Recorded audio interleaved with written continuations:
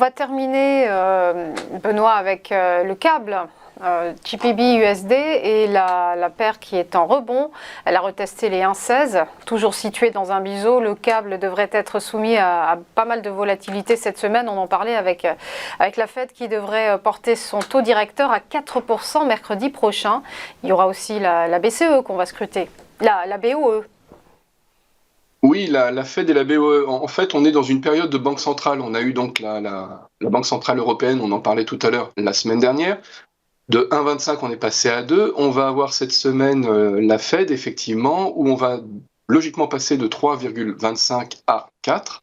Et puis, entre les deux, on a de la BOE qui devrait passer de 2,25 à 3. Donc, pour résumer, on va avoir en cible pour le mois de novembre, eh bien, finalement, un euro rémunéré à 2, un sterling rémunéré à 3 et un dollar américain rémunéré à 4%. Donc, on voit bien qu'il y a des écarts de taux.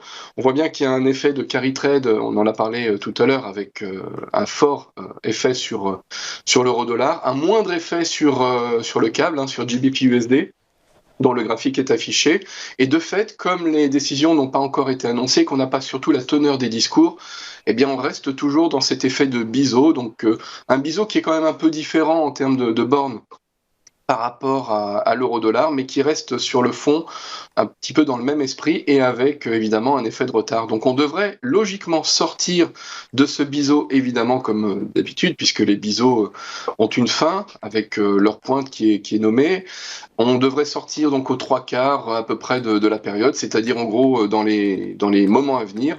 Si c'est pas évidemment aujourd'hui, ça sera mercredi ou jeudi prochain à la faveur des annonces. En tout cas, c'est imminent. Et donc le marché risque d'être attentiste, c'est-à-dire rester dans son biseau d'ici à jeudi et vendredi. Ensuite, d'ici mercredi à jeudi, et donc à partir de mercredi, devrait commencer à avoir une hausse de la volatilité. Donc on pourrait sortir par le haut, par le bas. Ça dépend évidemment de chaque décision, de chaque teneur de discours. C'est difficile d'anticiper ça. En tout cas, restez prudent et surtout bien comprendre que la suite de GBP USD de toute façon devrait logiquement être plutôt en faveur du câble, contrairement à l'euro-dollar qui de fait est plutôt en sa défaveur.